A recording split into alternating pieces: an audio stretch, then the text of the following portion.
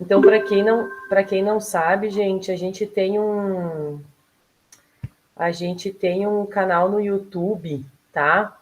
Que eu fiz mais para ir guardando todo o nosso material, enfim. Então já tem gravações desde o ano passado, que a gente, né, vem discutindo já diversos assuntos. Então eu estou colocando tudo lá no nosso canal no YouTube, depois eu posso colocar ali no grupo para vocês de novo, já que tem bastante gente nova. E aí as apresentações ficam todas lá, então tem bastante discussão, acho que é bem interessante quem quiser ir lá assistir. É mais pra gente, tá? Eu só deixei lá mesmo, até com uma questão de proteção, assim, pra gente não perder essas gravações depois, tá? Então tá bueno. César, fica à vontade. Então, tá. Boa noite, pessoal.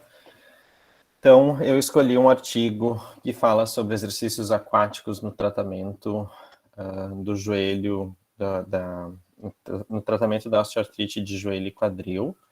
É uma revisão Cochrane que eu achei interessante trazer. Ela fez parte da minha fundamentação teórica do projeto, né?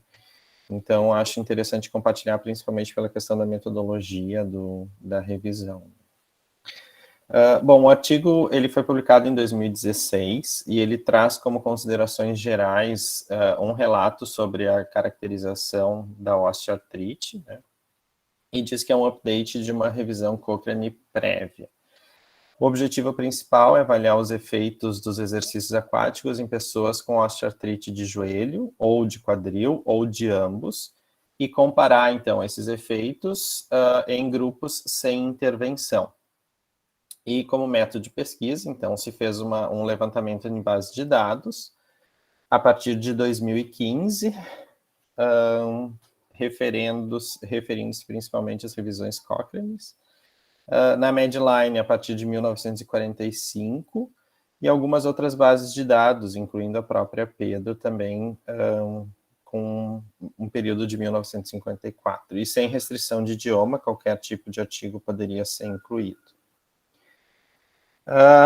A questão de revisão era quais os efeitos da intervenção centrada nos exercícios aquáticos no tratamento de pessoas com osteoartrite de joelho e quadril. E eles buscaram avaliar as seguintes variáveis: dor, disfunção e qualidade de vida. Para dor, uma escala de 0 a 100, onde o menor score seria o melhor resultado. Disfunção também entre 0 a 100, e tem diversas escalas que poderiam entrar, então, nessa revisão. E também o menor score seria o melhor resultado.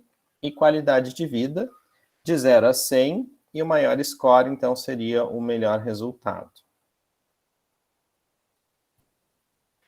O que eles trazem, então, de introdução do artigo, né? A caracterização da osteoartrite quanto a sinais e sintomas, fazem uma síntese dos objetivos do exercício para essa condição, destacam principalmente a questão de fortalecimento, controle sensório-motor e mobilidade. Eles fazem uma caracterização em relação ao exercício aquático, né, contando que são exercícios que são realizados dentro na piscina, com água aquecida, com uma variação de 32 a 36 graus. E também que tem importantes vantagens para portadores de osteoartrite, porque estão centrados na redução da dor, edema e relaxamento muscular, e também são considerados uma modalidade inicial de exercícios, ou como um preparativo para o exercício ao solo. E quais foram, então, os critérios considerados para a revisão? A fonte de informações consistia em ensaios clínicos randomizados sobre exercício aquático comparado com o grupo controle, e o grupo controle estaria centrado nos cuidados usuais, em estratégias de educação, suporte social, orientações telefônicas ou mesmo pacientes em lista de espera ou para cirurgia, de portadores de osteoartrite de quadril ou joelho. Os participantes deveriam ser diagnosticados conforme os critérios do Colégio Americano de Reumatologia, para ambos os joelhos ou quadris, ou apenas um joelho ou um quadril, estar livre de outros tipos de artrite ou outras doenças articulares, e com todos os graus de osteoartrite, sendo elas primárias ou secundárias. E o tipo de intervenção prioritariamente, pelo menos um dos tratamentos deveria ser baseado em exercícios aquáticos, e poderia entrar qualquer tipo de exercícios de modalidade, de mobilidade, fortalecimento, exercício aeróbico, sempre realizados em piscina aquecida. Outras considerações quanto medicação, mudança do estilo de vida precisavam estar descritas como estratégia ou como critério e comparado entre ambos os tipos de intervenção. E os principais desfechos analisados foram dor, funcionalidade e qualidade de vida. Bom, como é que eles fizeram a extração e o manejo dos dados? Então, para avaliação da dor, eles utilizaram a análise do artigo e buscaram avaliar a questão da dor por diferentes escalas, né? A WOMAC, a subescala de dor, que é uma escala Likert de 10 centímetros, né? Dor durante a atividade, dor durante a marcha, dor global em joelho, dor em repouso, e para isso a escala visual analógica de dor. O SF-36 na subescala de dor. O RAC, o questionário de impacto da artrite, também na subescala de dor, assim como o LEQUENCE, o KSPS e o MEC-GIL também, levando em consideração essas mesmas questões. Para funcionalidade, eles utilizaram como critério o WOMAC, o SF-36, esse Physical Composite Score e o RAC também. E para avaliação da qualidade de vida, SF-36, 12 ou 8, o EuroQol, o COS, buscando o domínio de qualidade de vida, a qualidade do envelhecimento, o Arthritis Impact, e outras escalas que eles deixaram bem aberto e não descreveram que outra escala que poderia ser utilizada para a questão da qualidade de vida. Foram considerados 1.025 artigos, mais 6 adicionais, e a partir do processo de análise e exclusão do estudo, se chegou a 13 estudos. Foram excluídos, então, uma quantidade significativa de estudos, e eles relataram principalmente 44 estudos importantes e 2 devidos à questão da insuficiência de apresentação de dados, 42 por não cumprirem a questão da inclusão, e 2 por estarem numa versão anterior, essa revisão Cochrane, e com dados duplicados num estudo subsequente. Dos 13 estudos incluídos, se teve um total de 1.190 participantes, sendo prioritariamente um quantitativo grande de mulheres, 75% de mulheres, com idade média de 62 a 68 anos, variando entre 62 e 74, e um MC de 29,4. O tempo médio de duração da osteoartrite foi de 6,7 anos, mas com uma grande variação. Pacientes que tinham diagnóstico ou sintomas de há 1 mês e até 15 anos de duração.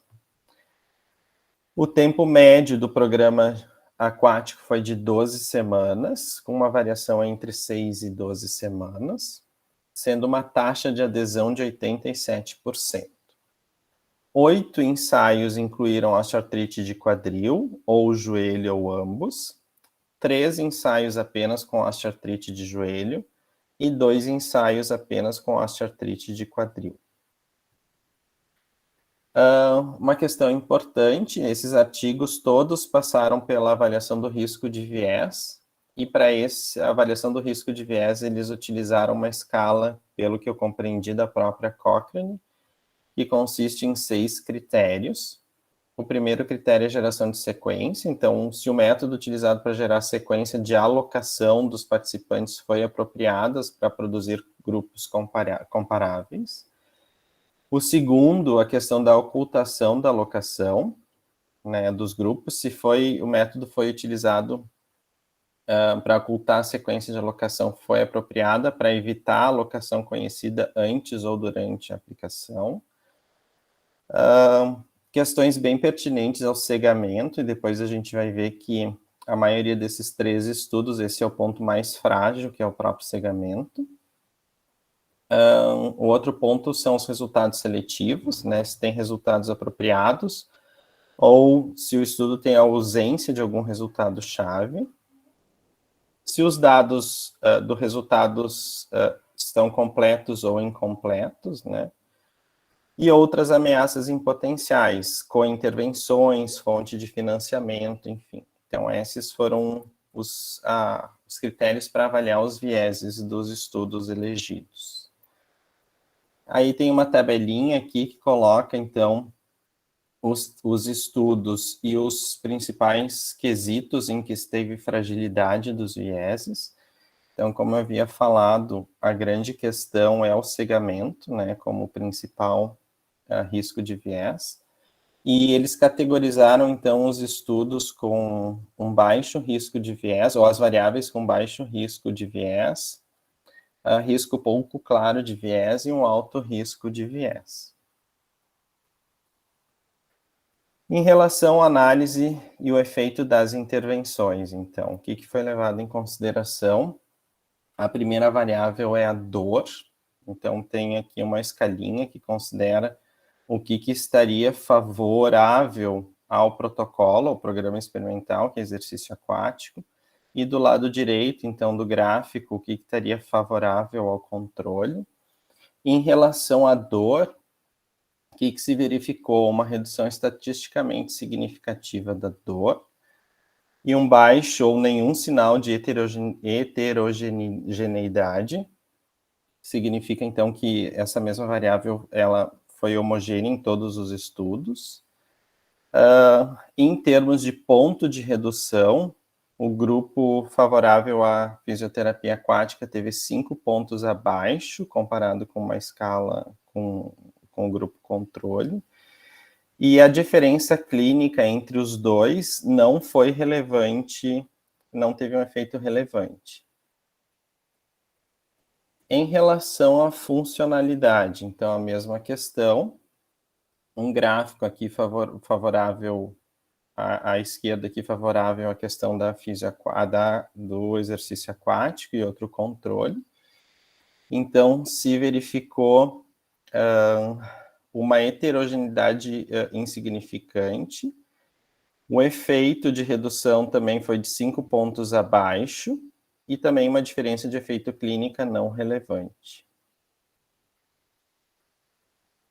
Em relação à qualidade de vida, se verificou, então, uma melhora significativa na qualidade de vida em sujeitos que participaram do programa de exercícios aquáticos.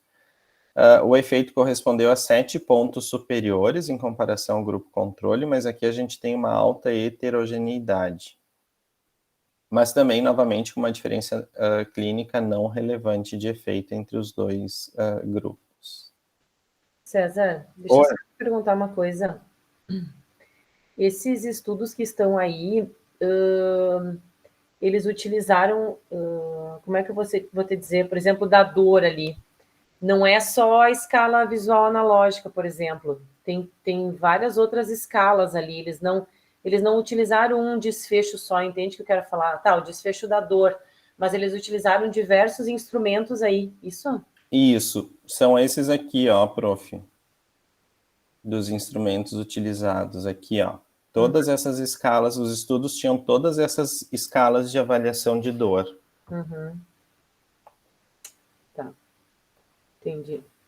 Tá. Porque geralmente, eu não sei, para mim eu não consigo, quando fica muito claro, assim, quando eles confundem tantas escalas, né? Porque cada uma tem um score, isso para mim me confunde um pouco, assim. E eu também é o seguinte, eu acho que uma dor durante a atividade é diferente do que uma dor em repouso, por exemplo, né? É uma sensação clínica diferente. Tudo bem que é tudo dor, mas... Porque assim, ó, é isso que eu ia te dizer, ele botou tudo no mesmo saco, né? Ele jogou tudo dentro do mesmo saco e às vezes, porque assim, ó, dependendo a escala, aumentar 5 pontos é muita coisa, né?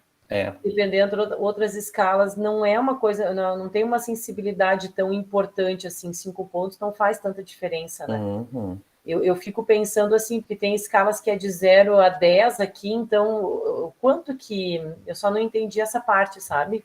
Ele não chega a especificar mais isso no estudo, assim. Não, prof, eu não achei assim essa discussão no que diz respeito à questão da dor. Na verdade, o que eles apresentam assim? Eles apresentam todas as variáveis com esse gráfico e fazem uma apresentação disso em relação à questão estatisticamente significativa ou não no pré e pós-intervenção e a comparação entre o grupo experimental com o grupo controle, vamos chamar assim. Sim. Eles dão bastante ênfase se é clinicamente relevante ou não, né? Isso. O que eles colocam que não tem uma diferença relevante do controle para o experimental, muito embora a redução da dor do experimental seja clinicamente relevante, tu entende? É bem antagônico, assim, tipo, o que eu entendi? Reduz bastante a dor dos participantes do exercício aquático, né, é significativo, mas se comparado a quem está no controle, não há uma diferença muito clínica grande, tu entende? Clinicamente relevante. Pois é, Isso. porque geralmente a gente aqui no grupo, quando a gente fez os trabalhos de revisão sistemática, enfim, a gente escolhia, a gente não fazia, né, nunca fez essa bagunça assim em questão a tantos questionários, né? Então tu escolhe o desfecho e geralmente tu dentro dos artigos tu escolhe, por exemplo, eu vou me prender na EVA, por exemplo. Aí, dentre os artigos, a gente acabava colocando como critério quem tinha estudado dor como desfecho principal com EVA, né? Olha quanta informação que tem nesse trabalho, né? Eles poderiam ter dividido, como você falou, uma dor em repouso, uma dor durante a atividade e selecionar algumas escalas, sabe? Para não... Eu não sei, são escalas completamente diferentes uma da outra, né? Eu não consigo... São. E eles até discutem essa grande variabilidade dos estudos, né, com diferentes metodologias, que dificulta a conclusão da revisão Cochrane, assim. Pois é, coloca lá no gráfico da dor para mim. Só que eu só quero ver uma coisinha. Não consegui pegar. Aqui. Aumenta um pouquinho para mim. Tu consegue aumentar, fica muito ruim, né? Deixa eu ver. Eu não sei, eu não consigo enxergar, tô velha já. Tá melhor? Tá, agora deu. Porque eles acabam colocando ali a média e o desvio, ó. Pode ver, tem escalas que são negativas, né? Escalas positivas. Sinceramente, assim, eu não consegui pegar, assim, porque geralmente as revisões, elas se apegam num desfecho só e escolhem um instrumento de avaliação, sabe? Interessante. Não, mas só para saber, eu só queria ver isso mesmo, porque, assim, os scores são completamente diferentes. É muita escala para É muito. muito cacique para pouco índio, vamos chamar assim. Esse efeito correspondeu a 5 pontos abaixo. 5 pontos abaixo. Queria entender como é que eles fizeram isso, com escalas completamente diferentes. Tá, não, tudo bem, só para chamar atenção mesmo, porque isso foi que me chamou mais atenção. A Tati levantou a mão, Tati? Foi sem querer ou tu queria falar? Não, eu levantei porque eu queria falar, era isso.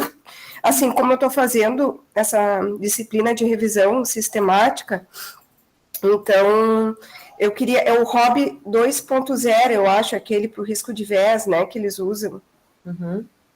E isso que a Fê falou dessa padronização, porque, assim, tudo precisa ser padronizado, assim. Eu também fiquei tentando entender, assim, isso, assim, como é que eles chegaram, né, porque cada escala tem a sua pontuação, né, Sim. Ô César, esse artigo foi publicado em que revista?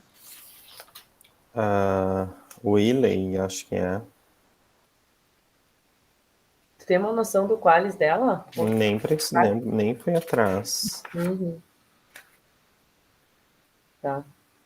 Não, mas acho que pode continuar. É só mais uma questão mesmo, só para a gente ir discutindo, porque eu gosto de ir discutindo no decorrer, porque senão depois a gente acaba esquecendo de falar, né? Então tá, pode seguir. Tá.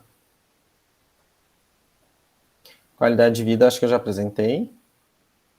Tu colocou sim, que a diferença também não foi relevante, clinicamente, né? Tá. Isso. Tá. Eles também fizeram acompanhamento de follow-up, né? E aí, 3 ensaios clínicos que realizaram medições algumas semanas após o fim da intervenção do exercício aquático, um ensaio 24 semanas após o período do exercício, 12 semanas após, e um outro mediu 4, 12 e 24 semanas após o exercício. De novo, aqui a questão dessa diferença de estratégia, né? Mas, enfim. E aí não tem um efeito estatisticamente significativo na dor, incapacidade ou qualidade de vida no follow-up dos estudos. E um alto grau de heterogeneidade. Pois é, isso é uma outra coisa. Lá vem eu, né? Vai, prof. Porque, assim, quando eu nunca tinha lido, assim, uma revisão tão de cabo a rabo, assim, vou ser bem sincero. E eu também fiquei confuso com algumas questões, assim, principalmente em relação aos resultados. Depois eles colocam lá no fechamento, na conclusão, enfim, na própria discussão, a dificuldade e que, em síntese, não tem como ter uma consideração clínica com essa revisão, sabe? Isso que eles vão acabar colocando. Mas eu também achei bagunçado, principalmente o que me chamou a atenção foi a questão do follow-up, né? Não dá para dizer nada, porque talvez num grupo de estudo que tu tem um ensaio de 24 semanas, por exemplo, e um follow-up específico, pode ser que tu tenha uma melhora, né, nos resultados e outro com um follow-up maior, talvez não, enfim, conjecturando aqui, né? Isso é uma coisa que eu queria até ouvir a opinião de vocês, assim. Vamos pensar um pouquinho, assim, ó. Me assusta, eu acho que o follow-up, ele é legal. Eu acho que ele é uma coisa, assim, que nos diz muita coisa. Eu particularmente, tenho muita dificuldade em entender num follow-up de 24 semanas, gente. Vocês têm noção do que são 24 semanas? São 6 meses. O que pode acontecer em 6 meses na vida dessa criatura com uma osteoartrose de joelho e de quadril? Como é que a gente pode afirmar que 6 meses depois que ela terminou o tratamento, se ela não tem dor no dia da avaliação, como é que a gente... não, foi por causa do protocolo que a gente estabeleceu há 6 meses atrás para essa criatura. Ou não, se a pessoa está com mais dor, vai dizer, então esse protocolo não adiantou, porque a pessoa está com dor 6 meses depois. Vocês me entendem? Eu tenho grande dificuldade nisso, não sei se eu estou totalmente errada, mas a gente vê muito, muito, muito follow-up, né? Hoje os trabalhos todos de revisão, de ensaio clínico, enfim, eles trabalham muito essa coisa do follow-up, mas eu fico me perguntando, assim, como é que se controla isso? Como é que tu vai controlar a vida da pessoa 6 meses depois, para a gente chegar à conclusão se o tratamento foi ou não o responsável por a pessoa estar se sentindo tão bem naquele momento, até porque ela não vai parar a vida dela, né? 6 meses ou 3 meses, só para depois te responder um questionário e tu terminar a tua pesquisa. Eu sou muito crítica em relação a isso. Eu acho que o follow-up ele é legal, ainda mais na fisioaquática, né, que é a área que eu trabalho, eu acho que é importante, mas a gente sabe que uma população de osteoartrose, que é uma patologia crônica, né, que tem muita coisa envolvida, desde a parte psicológica até, né, até a parte atmosférica, a umidade do ar, tudo está relacionado, né, por exemplo, com essas doenças assim. E eu acho assim, não sei, na clínica que eu vejo, poxa, se você conseguir manter a pessoa, vamos dizer assim, 3, 4, 5 dias, sei lá, uma semana sem dor, né? Esse tipo de população eu estou falando, já é uma vitória. Agora, controlar isso depois de um tempo, eu não sei. Para mim, me deixa muito inquieto. E assim, o follow-up vem, e se às vezes se tu não faz follow-up, os revisores te questionam, por que tu não fez um follow-up de 1 mês, de 3 meses, de 6? Eu não sei. Eu sou muito inquieta em relação a esse assunto. Não sei se vocês concordam comigo. Fala, Bruna. Eu concordo porque tem muita coisa que envolve o idoso, né? Principalmente a idosa, né? Então, como que 24 semanas depois vai avaliar uma coisa que está em constante mudança, pode ter havido quedas, enfim, tem um monte de coisa que influencia. Também acho que concordo contigo. Porque eu acho que, assim, é legal o follow-up, mas, assim, não tanto tempo depois, até porque tu perde o controle da população, né? É que tu tá estudando. A gente já não tem controle enquanto eles estão com a gente, né? Imagina depois, então, quando tu para a pesquisa. Então, não sei, eu me questiono muito, assim, para mim, esses dados de follow-up muito longos, eu nem me apego, gente. Não me apego mesmo, ainda mais quem, né? Todo mundo acha que aqui é da clínica junto, né? A maioria das pessoas atendem aqui, enfim. Eu acho que não dá para a gente jogar isso para a clínica, sabe? Não dá. Fala, Fran. Na verdade, agora eu fiquei me perguntando, não tem uma regra de follow-up, né? Não tem assim, eu nunca li, tem que ser tantos meses, ou não tem nada estabelecido, porque a gente vai fazer, né? Follow-up de 1 mês. Uhum. E eu acho que é um período já curto, porque eu preciso avaliar como é que vai ficar logo depois do meu trabalho. Aí 24 semanas depois eu já perdi o paciente. É muito tempo, né? Mas não tem algo estabelecido. Assim, não. Tem estudos que é 24 horas depois, 48 horas depois. Até porque, assim, ó, quem trabalha, por exemplo, eu trabalhei muito com osteoartrose na piscina. E assim, ó, daí a pessoa faz contigo 2 vezes na semana, por exemplo, um tratamento. E tem muita dor. Se tu consegue deixar ela pelo menos sem dor ou com menos dor, 2, 3 dias depois do teu dia, do teu tratamento, tu já te considera muito feliz. Então, às vezes eu fico me perguntando isso, assim, se o follow-up não tem que ser uma coisa muito mais curta, até porque a gente sabe que tem todo um processo inflamatório envolvido, tem muita coisa envolvida. E aí, como é que eu vou saber depois se é da minha sessão ou não é? Acho que fica muito mais controlável, sabe? De você fazer um follow-up mais curto, assim. Então, tem pessoas que fazem a sessão contigo, sei lá, terças e sextas ela é atendida por você, assim. Poxa, então, tu atende na terça, pô, tu consegue deixar ele praticamente sem dor até na sexta, que ele vai de novo para a tua sessão, ótimo, daí sexta ele te trata contigo de novo. E aí ele passa o final de semana sem dor. Então, assim, né, as coisas vão se somando. Só que em algum momento a gente sabe que eles agudizam com muita facilidade, principalmente esses pacientes, né? Então, e qualquer movimento, qualquer entorse, enfim, né? Ou mesmo se tá para chover. Foi para o shopping ali no final de semana e caminhou muito, cara agudiza, entendeu?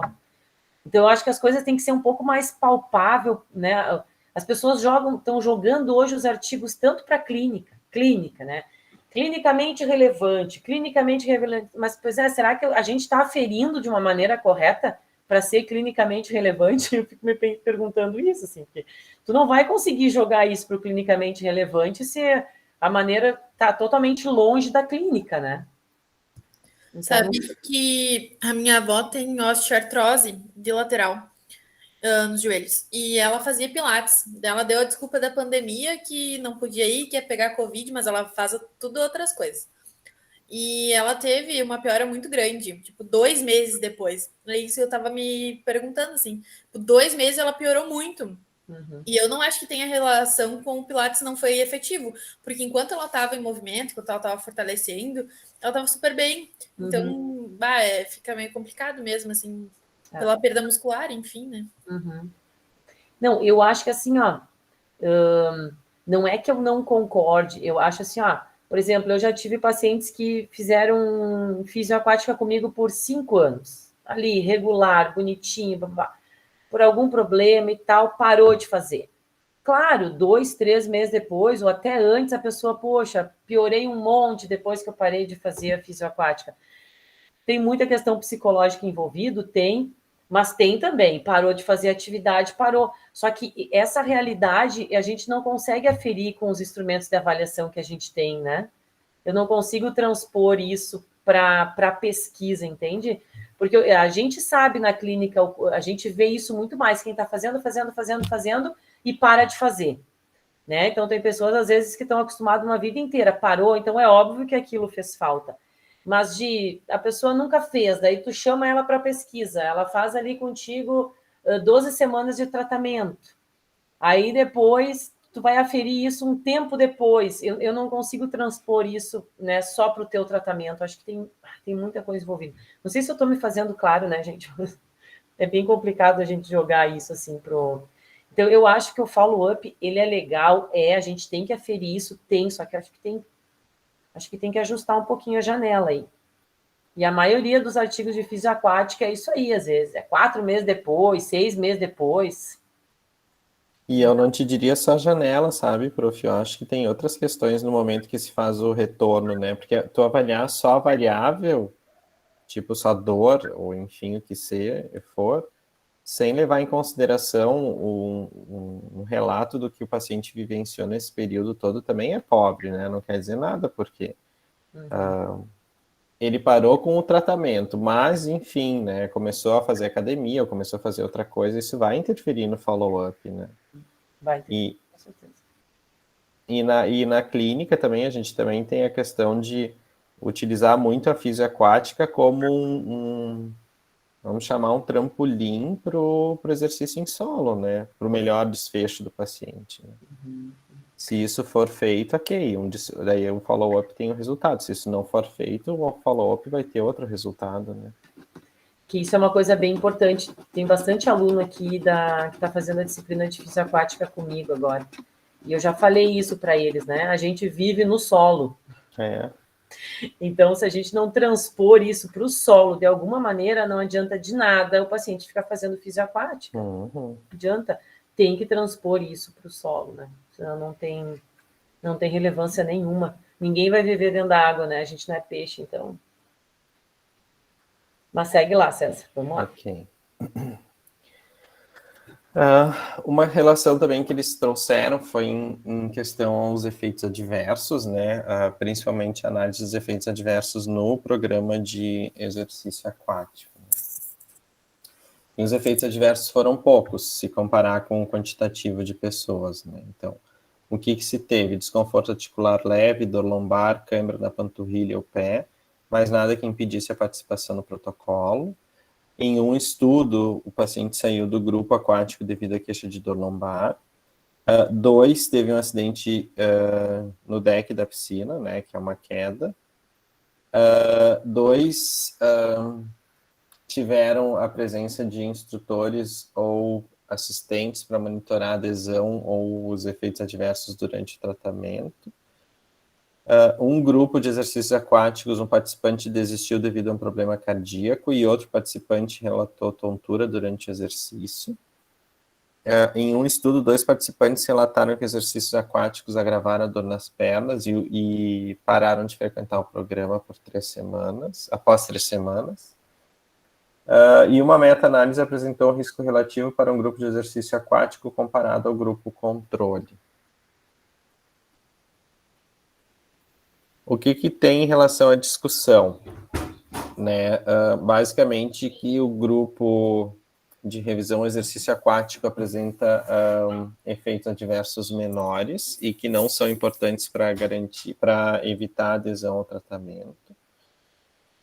8 ensaios incluídos não foram claros em relação ao cegamento. A gente já viu que foi a grande questão dos estudos foi justamente o cegamento, né? Não foi possível cegar o terapeuta ou participante para intervenção, mas em todos os ensaios o avaliador de resultado foi cego. Ai, gente, daí outra coisa, César, me desculpa. Porque, de novo, não se joga as coisas para a realidade. Como é que tu vai, num artigo de fisioterapia aquática, cegar o participante? O interventor não tem como cegar. Não, me explica, porque assim, o máximo que tu pode fazer é cegar os avaliadores ali que estão aplicando pré, pós, enfim. Agora, como é que tu vai... Isso também é uma coisa que me dói, porque assim, ó, isso não deveria ser considerado um risco elevado de viés. É impossível fazer isso, entende? E ali isso foi o grande ponto que tu mostrou, né? O cegamento foi o que baixou a qualidade metodológica dos estudos, assim. Mas é outra coisa que não dá para entender. Mas tudo bem, vamos lá. Considerando alto risco de viés, as conclusões podem não ser definitivas, então, do trabalho. Outros motivos para a falta de uma conclusão inequívoca é a combinação da osteoartrose de quadril e joelho. Isso também é importante. Os diferentes tipos de exercício e as diferentes maneiras de avaliar dor, incapacidade e qualidade de vida. O exercício aquático é fundamentalmente diferente do exercício em terra, né? Isso também é um fator importante. Daí eles colocam ali na discussão algumas questões em relação a débito cardíaco, enfim. Contextualizam na discussão o alívio da dor por vários fatores, os principais deles em relação à questão aos princípios físicos da água. E colocam que, em função disso, pessoas com doenças crônicas poderiam estar mais motivadas a realizar exercício nesse ambiente e se beneficiar mais com os exercícios aquáticos do que as pessoas que estão em solo. Falam na discussão também a questão da possibilidade do exercício ter menos riscos de efeitos adversos e, portanto, também reduzir o medo de quedas durante a atividade do exercício aquático. Colocam também que o exercício em terra parece melhorar a qualidade da cartilagem articular, mas que o desalinhamento, a falta de controle neuromuscular pode levar a uma sobrecarga na articulação durante o exercício em terra, se essa não estiver preparada. E colocam ainda na discussão, em linhas gerais, que a escolha do exercício tem que ser decidida com base na condição do paciente. Também discutem que tem poucos ensaios que mediram efeito a longo prazo, portanto, a falta de efeito identificada pode ser devido à escassez de ensaios e não à falta de efeito, que a gente estava conversando um pouquinho antes sobre isso. E colocam também que, em função de tudo isso, né, o exercício aquático poderia ser considerado como uma primeira parte de um programa de terapia para introduzir as pessoas com problemas, né, ou com deficiência, na adesão do exercício em solo e ao treinamento. E que o equilíbrio entre os dois tipos de intervenção, tanto em solo e em água, ainda não está claro. Não há uma definição clara sobre o equilíbrio entre os dois tipos de intervenção, entre o quanto de solo e quanto de água é realizado por conta das poucas evidências disponíveis. Então, o que eles... Gostei da discussão dele. Eu achei bem interessante toda a discussão, assim, eles contextualizaram bastante. Tem um capítulo na discussão que eles falam sobre concordância e discordância com outras revisões. Então, é justamente esse debate que eles fazem, assim. Legal, gostei da discussão dele. E ali ele traz na discussão a grande limitação do estudo dele, né? Que ele misturou osteoartrose de quadril e joelho e misturou todos aqueles instrumentos. Exato. Só que isso que eu fico me perguntando, por que não fazer uma revisão sistemática menor e que aí a gente consiga chegar a alguma conclusão, né? Ou que se faz bem. Conclusão a gente nunca chega, né? Nenhuma revisão sistemática geralmente chega a alguma conclusão, mas assim, pelo menos conduzir o leitor para defender alguma linha, né? Então, acho que se ele tivesse reduzido, feito com menos instrumentos, olha, dava para fazer vários artigos com esse artigo aqui que ele fez, sabe? E uma análise bem mais específica de cada instrumento. Acho que ele teria sido mais feliz, assim, teria trazido alguma coisa mais palpável para nós, sabe? E outra questão, assim, nesse artigo todo, tem a descrição dos vários tipos de intervenção. Eu tentei fazer um quadro comparativo, enfim, com o que tem de comum e do que é diferente, mas é muita coisa diferente, gente, nos estudos, sabe? E ele não chega a trazer uma crítica, alguma coisa, se os estudos trazem os protocolos bem Sim, faz uma crítica dizendo que... E aí eles fazem sugestões da importância de se fazer descrições adequadas de protocolos. Protocolos. Porque a maioria também só joga ali o trabalho e a gente não consegue reproduzir depois. O tempo também ali, né, tinha uma variedade de ia até 15 anos, né? De Eu um achei mês a 15 também, anos de doença. Isso é outro ponto muito importante. Ainda mais na osteoartrose, né? Toda a diferença.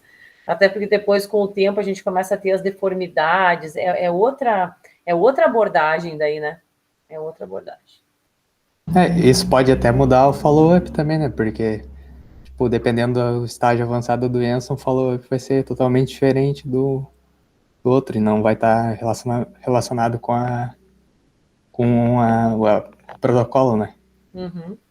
Isso aí mesmo.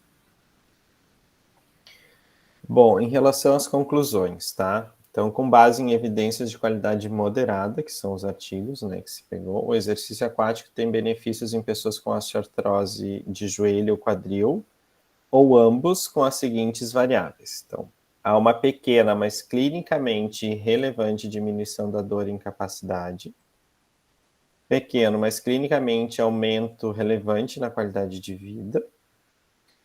O número de ensaios clínicos randomizados nessa área de pesquisa ainda é muito baixo, o que dificulta o fornecimento de mais recomendações sobre como usar o exercício aquático para tratar as pessoas com osteoartrite.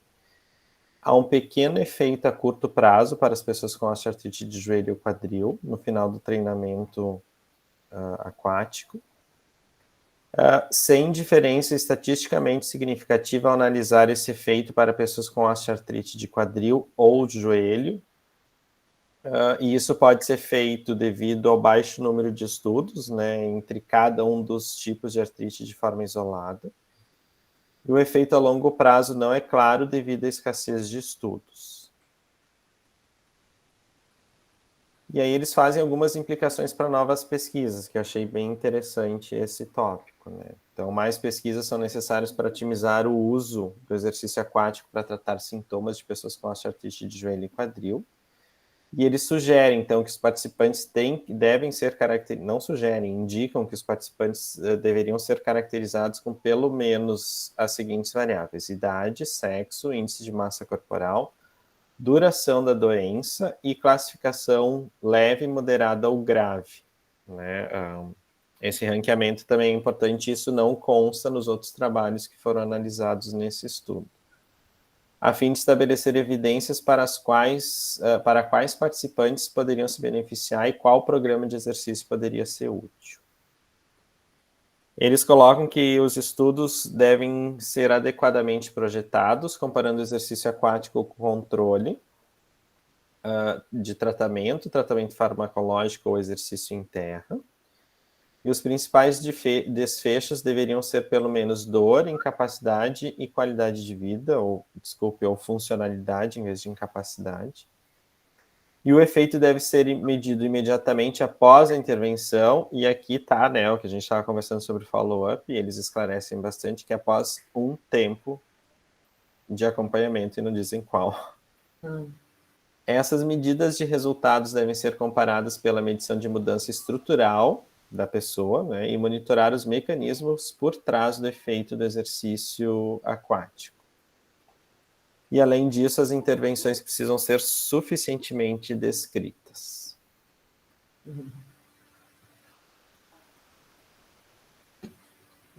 É o mínimo. Aí, prof, eu fiquei pensando aqui nessa questão quando eles chegaram a essas implicações e comparei, obviamente, com o nosso trabalho, né?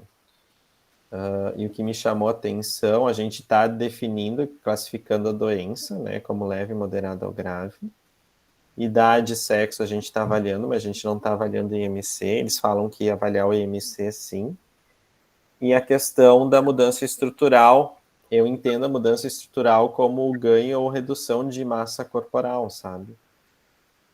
Claro que eles estão trabalhando aqui com programas de longo prazo, né? Não uma intervenção única, né? mas é uma variável interessante para se pensar em intervenções longas, a questão também do índice de massa corporal, por poder inferir que a melhora pode ser dada também em função dessa variável, né?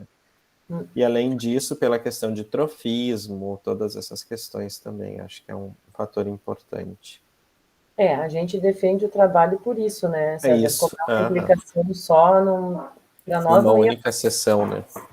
Só mais por caracterizar a amostra mesmo, assim, né? Uhum. Mas não pelo efeito da intervenção, porque é uma intervenção só, né? Uhum. É bem importante pegar essas partes aí e tentar transferir para as nossas pesquisas para ver se a gente está no caminho certo, né? Fala, Arthur. Acho que sai da tela toda, César, só para a gente enxergar melhor, por favor. Estão me escutando, gente? Estamos. Deixa eu ver se consigo abrir a câmera aqui. Voltando lá na parte da dor, eu acho que... tu fechou os slides, César. Eu escreveu lá, numa escala de 100, houve diferença em 5 pontos, então acho que ele pegou todas e transformou em uma escala de 100%, né? Pelo que eu entendi. Então, por exemplo, uma EVA sairia, por exemplo, de 6 pontos para 5,5. Teria uma redução de 5%. Eu acho que foi isso que o autor fez. Pois é, só que como é que tu transfere isso para as escalas, aquelas escalas duas que tinham valor negativo, tu entende? É só uma questão do valor negativo ali. Eu não sei, eu acho que ele tinha que ter especificado isso melhor no estudo. Outra coisa, no slide, eu acho que quando tinha o da dor, falou que não tinha relevância clínica, e na conclusão estava que tinha pequena relevância clínica. Ou eu estou viajando? Não, tá exatamente assim. Pelo que eu entendi, ele faz a relevância, a diferença de valores comparando os dois grupos, né? O grupo em terra com o grupo na aquática. Não, e a conclusão... não deu relevância clínica em nenhum, né? Quando tu apresentou. Isso, em nenhuma variável. E na conclusão, ele diz que que o exercício aquático tem uma pequena, mas uma redução consistente com relevância clínica. Então, o que eu entendi? Se pegar só a variável do grupo de exercício aquático, tu tem uma relevância clínica consistente em termos de redução de dor, melhora da qualidade de vida e funcionalidade. Mas se tu comparar isso com os outros grupos, por conta de toda a diferença de estratégias, metodologias e protocolos, aí tu não vai ter uma diferença significativa para dizer se o exercício aquático é melhor do ponto de vista clínico, se comparado com outras intervenções. Entendi. Relevância clínica seria uma coisa totalmente subjetiva, né? Eu não sei quantos pontos é para ter uma relevância clínica também. Cada instrumento de avaliação já está sendo traçado isso. Lembra aquele site que a Duda passou para nós aqui aquela vez? Tem muitas escalas lá que, se você procura, ele já te dá todo o score e tudo certinho, e ele já te dá a pontuação para uma relevância clínica. Então, dependendo de determinada escala, se subiu, por exemplo, 3 pontos, é por isso que eu não entendi isso também, Arthur, porque para cada escala, para cada instrumento, está já, né, a maioria dos instrumentos que a gente utiliza já está listado lá o quanto que é relevante clinicamente, tá?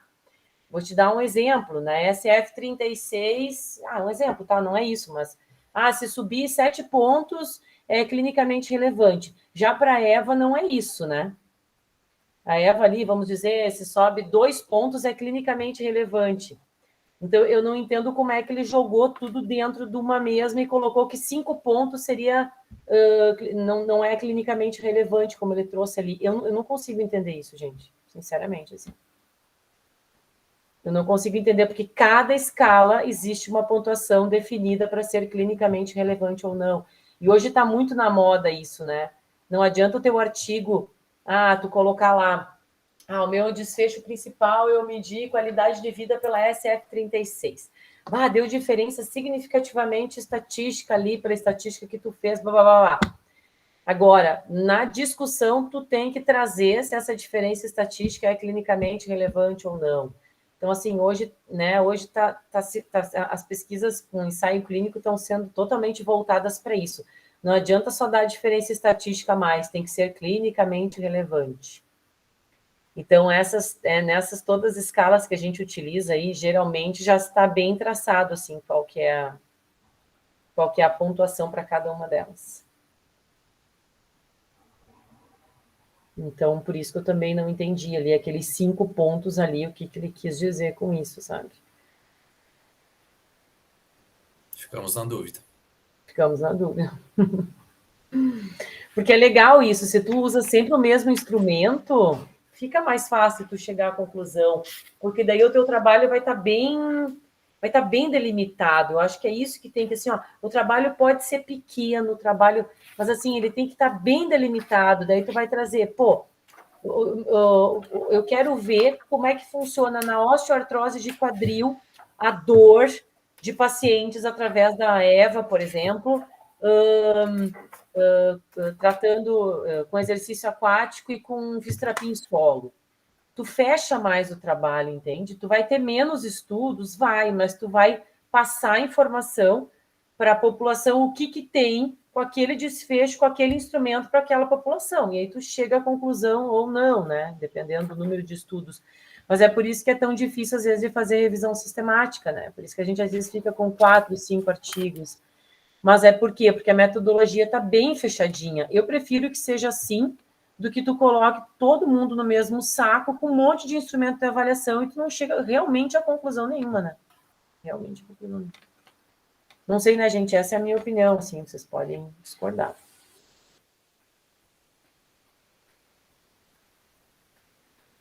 Mais alguém, galera? Cadê o nosso amigo Felipe? Será que o Felipe está aí? O Felipe sempre traz umas colocações bem importantes.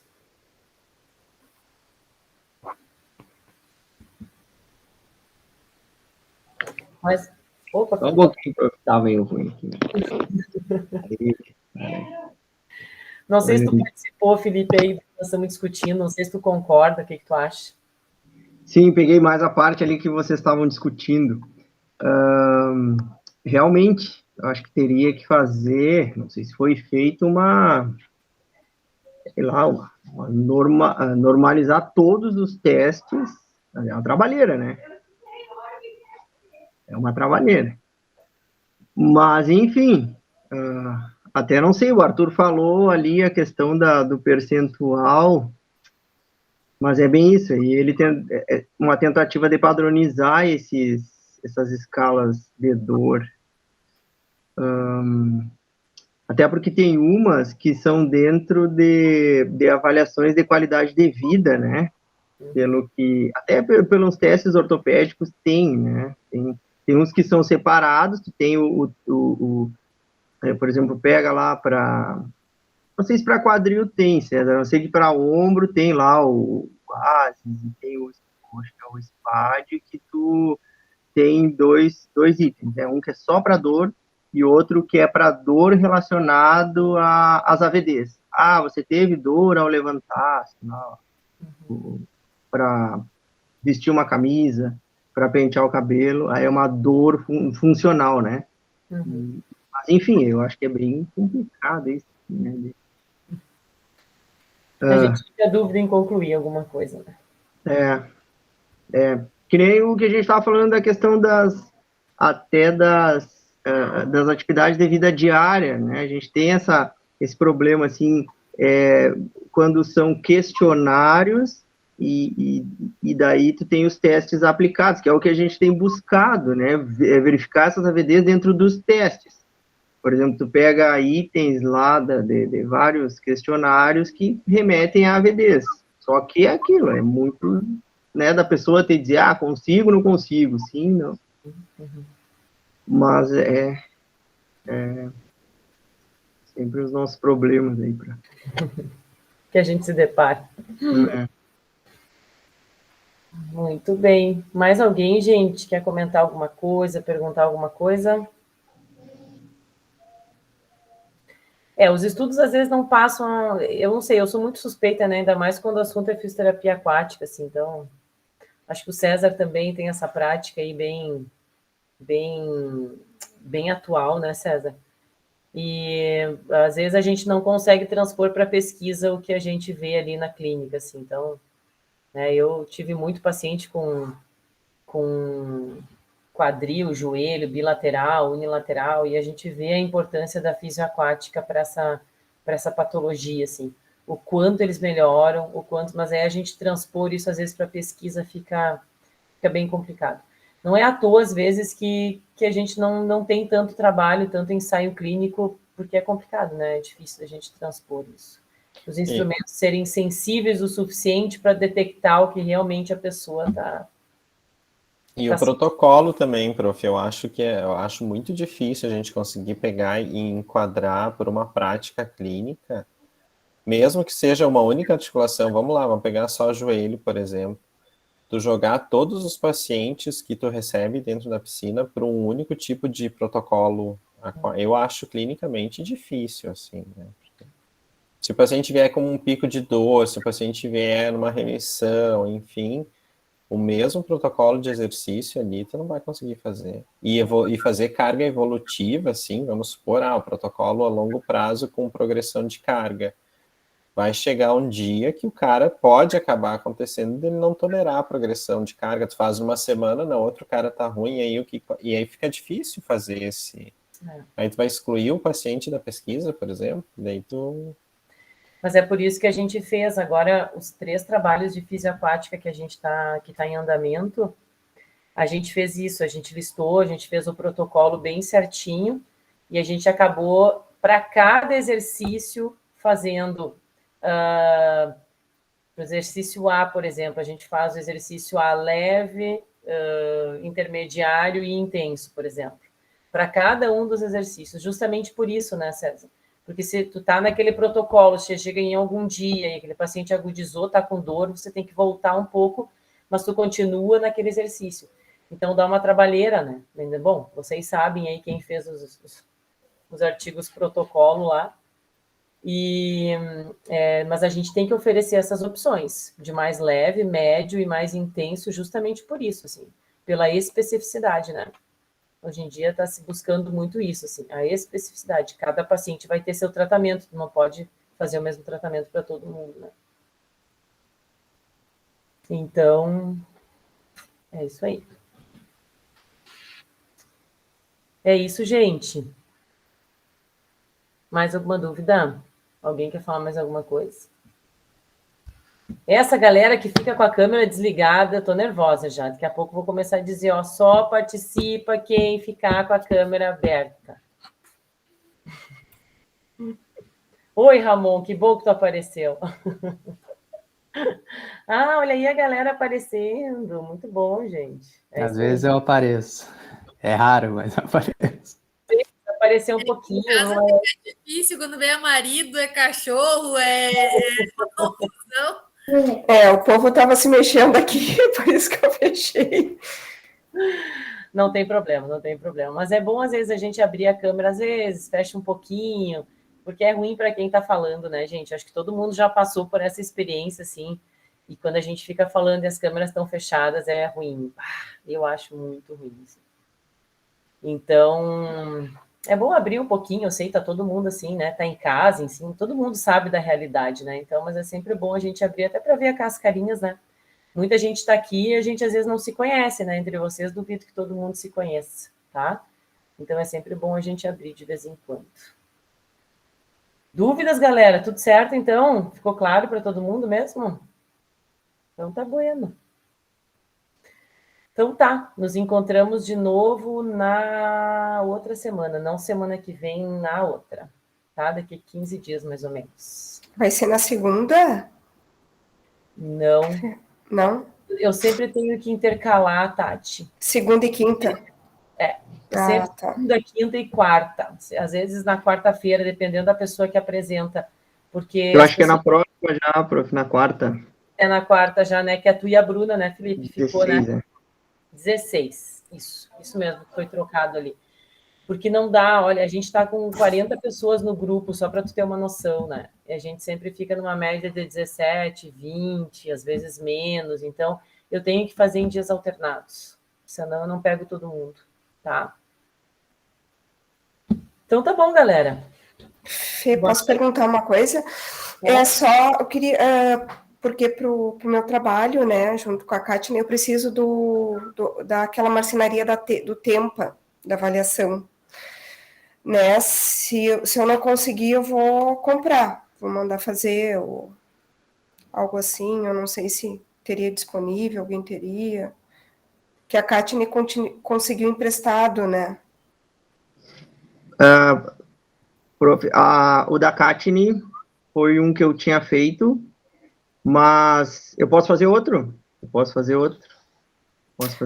Ótimo! A gente tem dois. Na verdade, tem um que está em Porto Alegre com o Felipe. Tem um tempo em Porto Alegre. Mas, sabe, se fizer um pratificado, aí eu faço. Sim, tá. Ele só demora um pouquinho, assim. O valor também, Felipe. Porque, Tati, a gente vai começar a coleta das gurias o ano que vem, tá, Felipe? Tem tempo? Tem tempo para começar. Que já esteja acabado as nossas, a gente passa. Eu ia te dizer, porque assim, as gurias, Tati, tu não vai começar antes de fevereiro ali, eu acho, março, né, a coleta.